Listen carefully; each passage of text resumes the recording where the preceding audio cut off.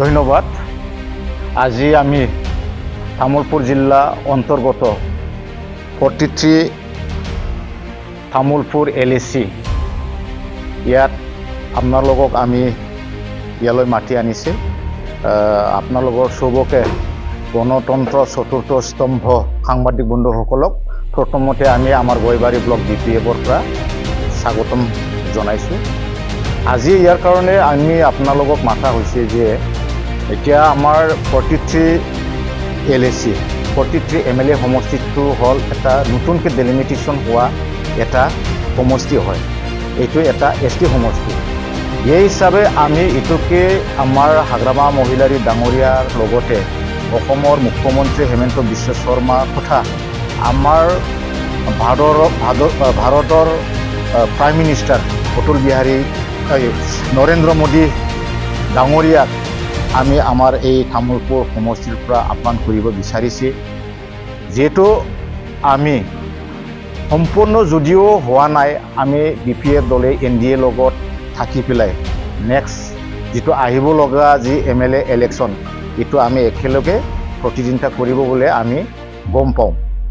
এই চেগতে আমি বুজি পাইছোঁ কি আমাৰ তামুলপুৰ জিলাত গড়েশ্বৰ আৰু তামুলপুৰ এই সমষ্টিটো BJPয়ে তাতে খেলিব বুলি আমি শুনিছোঁ। যদি এইটো হয়, আমি তামুলপুৰ জিলা তথা আমাৰ এই 43 যিটো MLA সমষ্টি তামুলপুৰ সমষ্টি ইয়াত আমাৰ কাৰণে অলপ দুখ লগা কথা হ'ব, কিয়নো এইটো নতুনকৈ গঠন হোৱা এটা সমষ্টি হয়, ST সমষ্টি হয়। ইয়াৰ কাৰণে আমি এইটোকে আহ্বান কৰিব বিচাৰিছোঁ যে এই ST সমষ্টিটো যেন আমাৰ BPF দল ৰিজনেল পলিটিকেল পাৰ্টি তাকে আমাক ইলেকশ্যন খেলিবলৈ দিয়ক। যিহেতু BJP দলে এটা ৰাষ্ট্ৰীয় দল, নেশ্যনেল দল, গতিকে আমাৰ এইটো এটা 6 ৰিজনেল এৰিয়াৰ যিটো ST সমষ্টি ইয়াত তেখেতসকলে ইণ্টাৰেষ্টটো ল'ব নালাগে, এইটোকে আমি আহ্বান কৰাৰ কাৰণে আপোনালোকৰ ইয়াত মাতা হৈছে।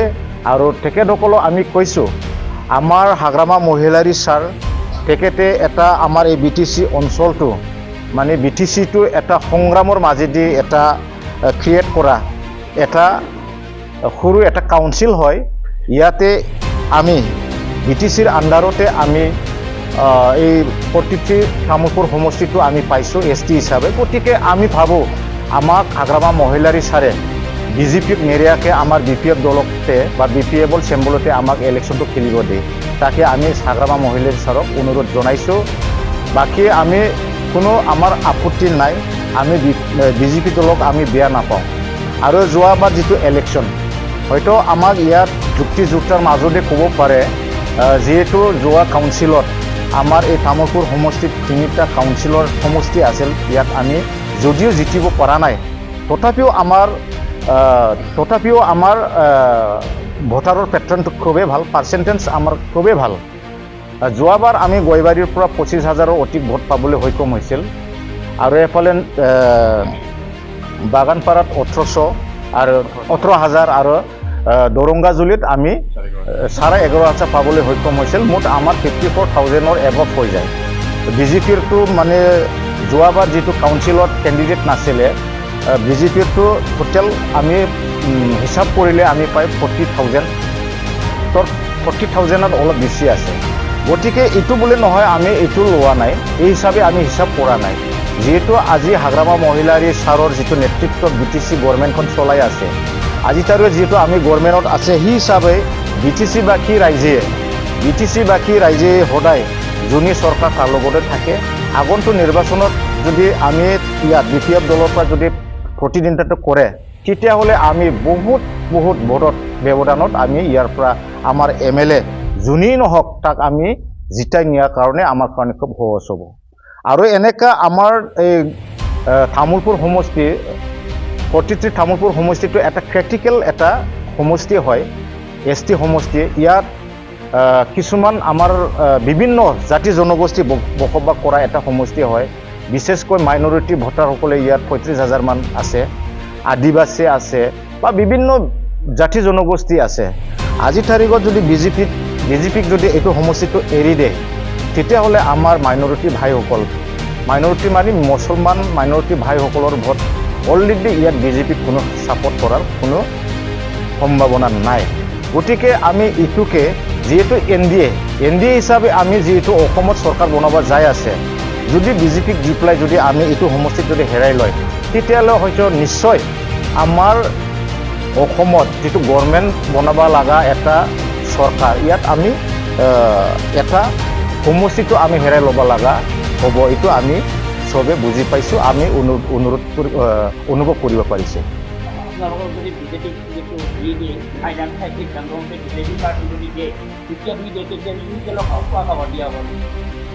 আমিতো ক'বলৈ গ'লে এনেকাই হ'ব, যিহেতু আগত প্ৰমোদ বড়ো ডাঙৰীয়া লগতে আগত বিজেপি আৰু ইউ পি পিৰ লগত যিটো এলায়েন্সত আছিলে, আৰু যোৱাবাৰ যিটো প্ৰমোদ বড়ো ডাঙৰীয়া ইয়াত কাউন্সিলৰ ইলেকশ্যন খেলিছিল, গোটেই বিজেপিৰ ভোটাৰে প্ৰমোদৰ লগত আছিলে। গতিকে ইয়াত আমি ক'ব পাৰি যে যিহেতু আগৰ পৰাই মানে অলপ ৰিলেশ্যনশ্বিপটো আছে তেখেতসকলৰ লগত।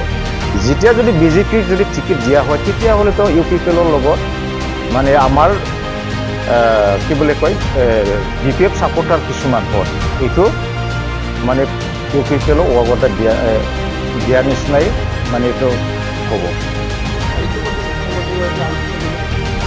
ইতিমধ্যে আমি গম পাওঁ একচুৱেলি এইটো এন ডি এৰ লগত কোনোদিন এনেকুৱা এটা চিট বুজা পৰাৰ একো মিটিং হোৱা নাই। এইটো হয়তো আমাৰ কিছুমান নেতা বা বিজেপিৰ কিছুমান নেতাবিলাকৰ এটা অপপ্ৰচাৰো হ'ব পাৰে। এইটো আজি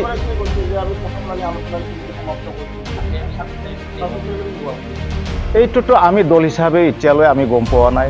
আমাৰ মুৰব্বী হাগ্ৰামা মহিলাৰী ডাঙৰীয়াও আমাক কোনো নিৰ্দেশ দিয়া নাই। এই হিচাপে আমি ভাবি ল'ব পাৰোঁ এইটো কোনোদিন এইটো হোৱা নাই, এনেকুৱা এটা আলোচনা হোৱা নাই।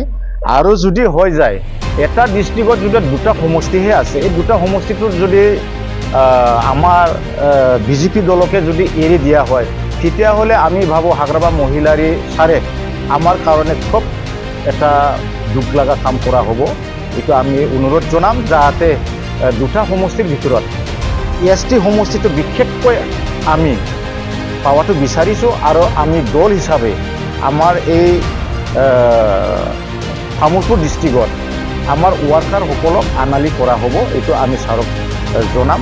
আৰু এটা নতুনকৈ যিটো ডিষ্ট্ৰিক্ট হৈছে, ইয়াত ডিষ্ট্ৰিক্ট হোৱাৰ লগে লগে বিভিন্ন অনুষ্ঠান প্ৰতিষ্ঠান ইয়াত আমাক কৰিব লগা বহুত আছে। গতিকে আমাৰ দলৰ পৰা যদি আমি কেণ্ডিডেটটো পাই, তেতিয়াহ'লে আমাৰ হাগ্ৰামা মহিলা ছাৰৰ লগত ভালকৈ যোগাযোগ ৰাখি পেলাই বা আমাৰ চিফ মিনিষ্টাৰ ডাঙৰীয়াৰ লগত ভালকৈ মানে বহি পেলাই আমাৰ যিটো এছ টি সমষ্টি হয়, নতুনকৈ এটা সমষ্টি হয়, এইটো ডেলিমিটেশ্যন হোৱা এটা সদৰ এটা জাগা হয় তামোলপুৰ ডিষ্ট্ৰিক্টৰ। গতিকে ইয়াত কৰিব লগা কিছুমান কামবিলাক আমি সম্পূৰ্ণ ধুনীয়াকৈ কৰি যাব পাৰিম। গতিকে আমি বিজেপি দলক দিয়াৰ লগে লগে হয়তো আমি কিছুমান কাম কৰাত অৱহেলা হৈ যাব বুলি আমি ভাবোঁ।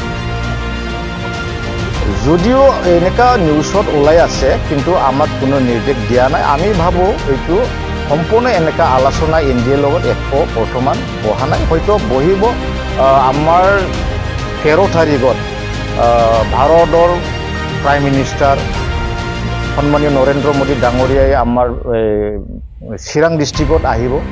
ইয়াত আহিলে হয়তো আমাৰ দলৰ লগত বুজা পৰাৰ ক্ষেত্ৰত আলোচনা কৰিব, এইটো আমি জানো বা বিশ্বাস কৰোঁ।